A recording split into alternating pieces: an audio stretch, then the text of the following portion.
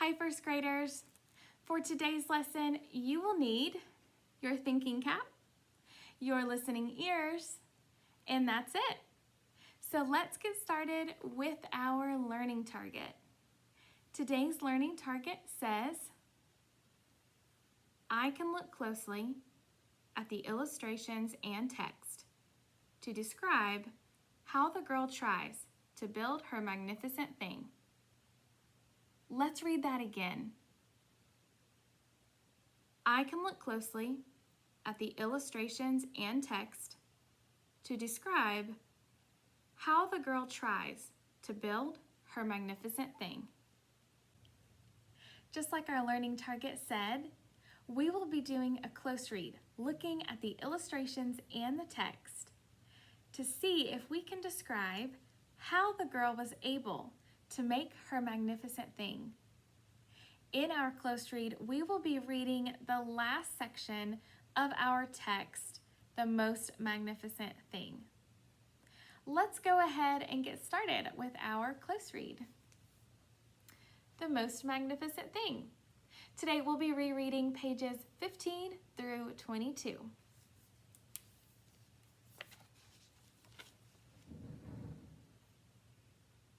Her hard work attracts a few admirers, but they don't understand. They can't see the magnificent thing that she has in her mind. She gets mad.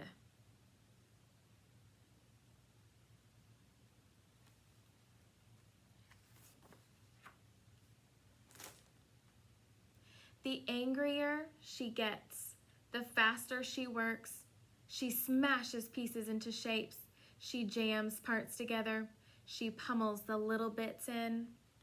Her hands feel too big to work, and her brain is too full of all the not right things.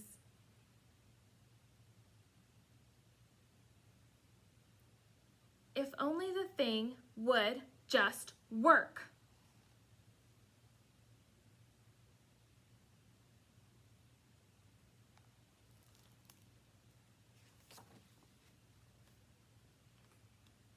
Crunch.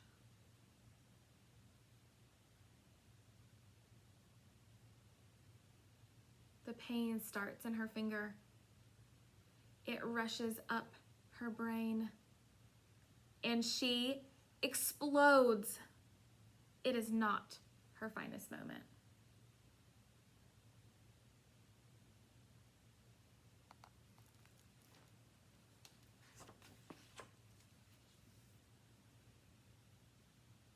I'm not good at this. I quit.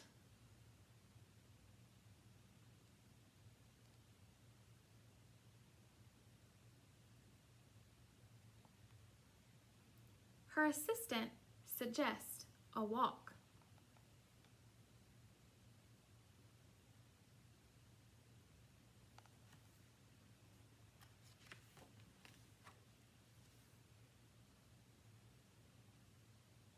It's not much help at first.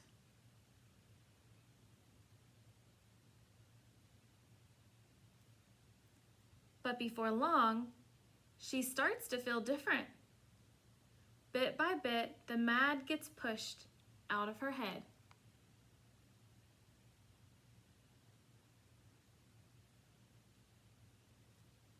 Now let's go back and reread this page right here. Her assistant suggests a walk.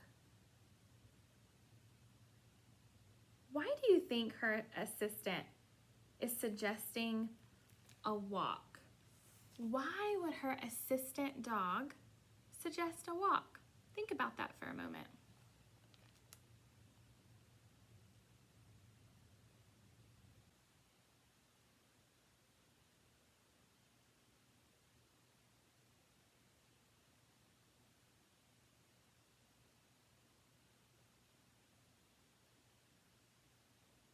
I think you're right.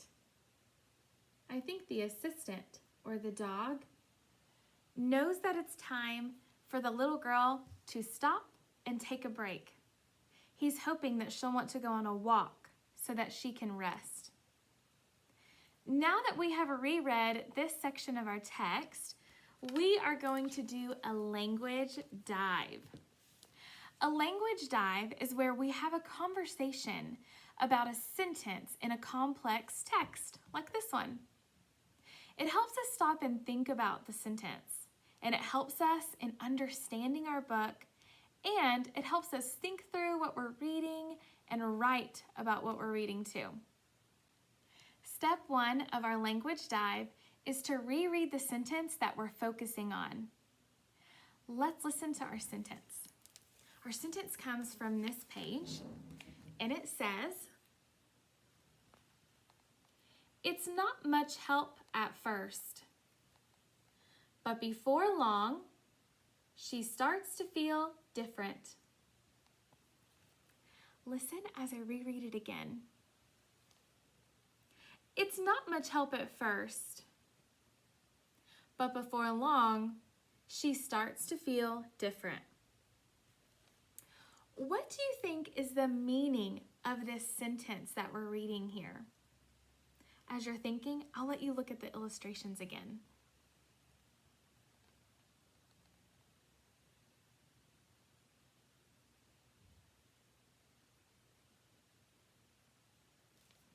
Yeah, I think that you could be right. Let's chunk our sentence up. When we chunk it up, we just take one section of our sentence and we zoom in on it. The first chunk of our sentence is, "It's not much help."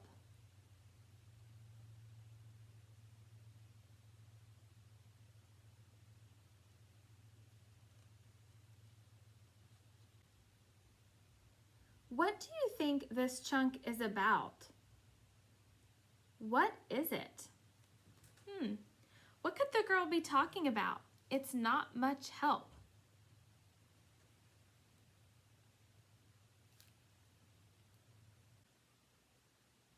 Now, I've created some strips of paper that help us chunk our sentence a little more. It's not much help. So I asked, what's not much help? I think that when she says, "It's not much help," she's talking about the walk. She's thinking that taking a walk, it isn't very helpful. I can also tell when I look at the illustrations, her body is telling me that she doesn't think it's very helpful. Let's look at our next chunk. Our next chunk says, "At first." Let's read the two chunks together. It's not much help at first.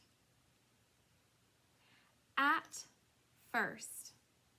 Let's find that chunk in our text.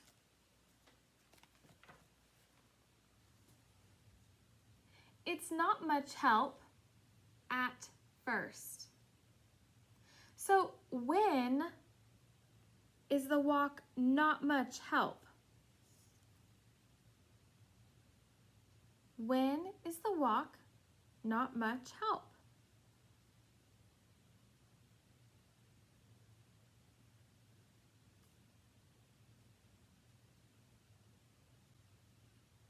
You're right. At first probably means that she doesn't think the walk is much help in the beginning of the walk. So on this page, on the illustration, we can see that they've just started their walk. And after we dove into that sentence, we've discovered that she doesn't think the walk is very helpful at first or in the beginning. Let's look at our next chunk of our sentence. It's not much help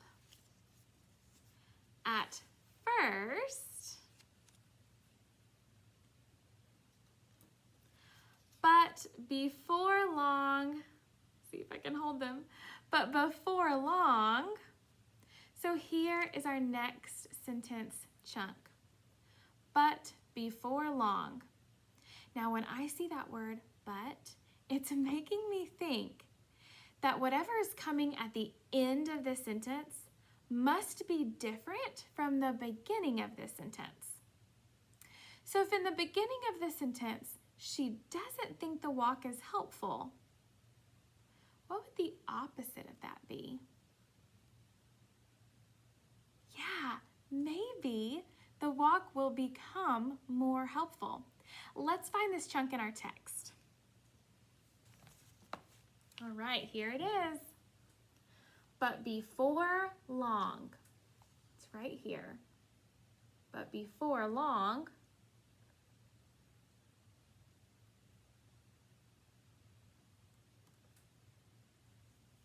what does the little girl do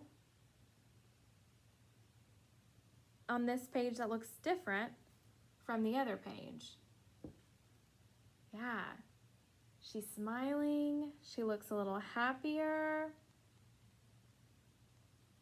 So if the next part is different or opposite of the beginning, then what does that mean when it says, but before long? I think you're right. I think that that word but is kind of a clue word telling us that things are changing over here compared to this side. Let's look at the last chunk of this sentence. Our last chunk says, she starts to feel different. Read that with me. She starts to feel different. Different. Different than the beginning of our sentence. Let's find that chunk in our text.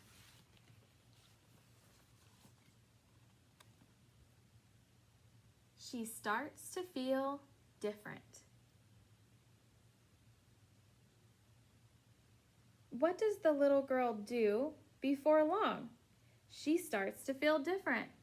When you look at this page, how can you see how her feelings are changing? What clues do you see here?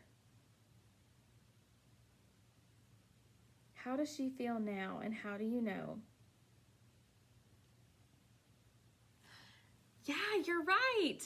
On this page, we can tell through her body language. We can see that she's standing taller, she's smiling, she looks happier, she's walking with her dog cheerfully, right? And I can tell that she's feeling different than when she did in the beginning. She's feeling better, and I know that because I can see it in the illustrations and in the words. You did a really good job figuring out what all those little chunks meant. It's important that we deconstruct a sentence and we look at all of those chunks to make sure that we really understand them. Now that we have deconstructed our sentence, let's reconstruct it by putting all of those chunks back together and reading the sentence all the way through. Maybe we'll understand it a little bit better this time.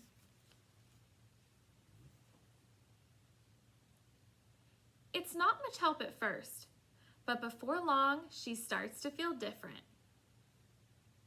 Can you read it with me this time? It's not much help at first, but before long, she starts to feel a little different.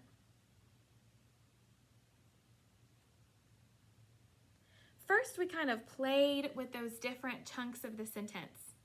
Then we really thought about what they meant, and we put them back together.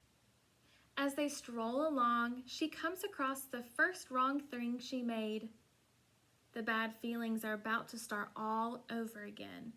Then, she notices something surprising.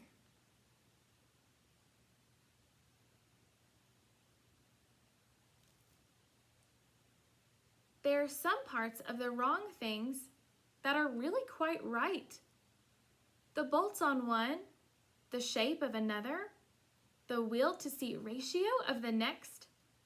There are all sorts of parts that she likes.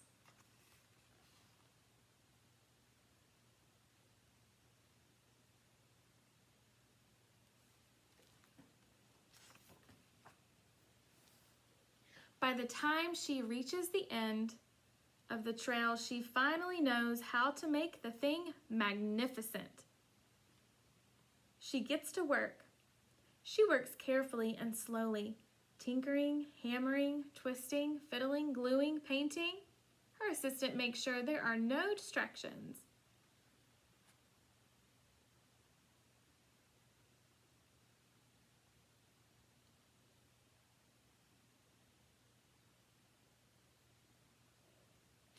The afternoon fades into evening. Finally, she finishes. She alerts her assistant.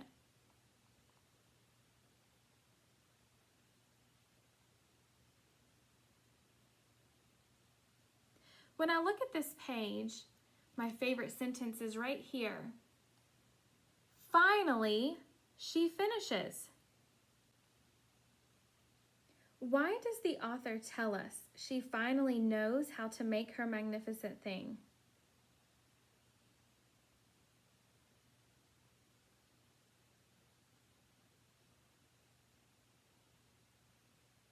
That's right. Because it took her a long time to figure it out. She had to look at all the other things that she created. Look at all those other things, right? That way she knew how to make the magnificent thing.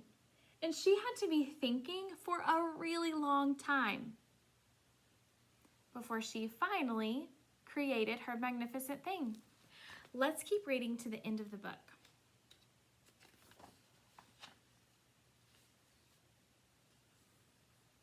The pair take a good long look.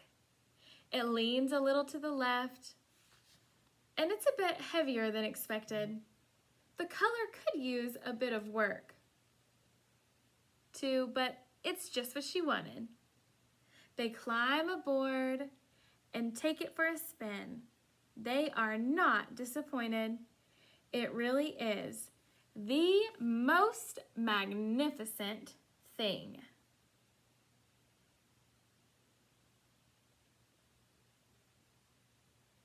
What did she make? And why is what she made so magnificent? I'm going to zoom in on her creation. What did she make? And why is it so magnificent?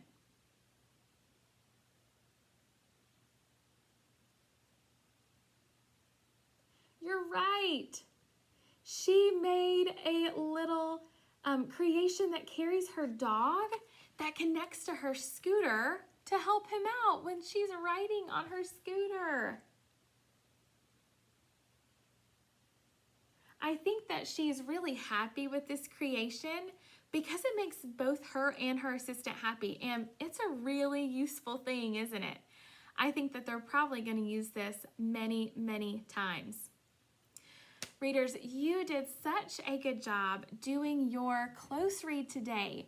We closely looked at the words. We even did a language dive, didn't we? And we looked closely at our illustrations too. Hopefully now you feel like you can describe how the girl was able to build her magnificent thing. Now, before we leave, I want you to think about all of the tools that she was able to use. And remember, not just tools that were in her hands, but tools like habits of character that were in her heart and her mind. Specifically, at the end, she was using one habit of character, and I think you might know what it is. Was it initiative, collaboration, or perseverance? That's right, I think it was perseverance too. She really used a lot of perseverance towards the end of our text, and that was really how she was able to build her magnificent thing. She had to use a lot of habits of character, but specifically perseverance. I am so impressed with your hard work today. Thank you for sticking with me and reaching that learning target. I hope you have a wonderful rest of your day, and I'll see you later. Bye.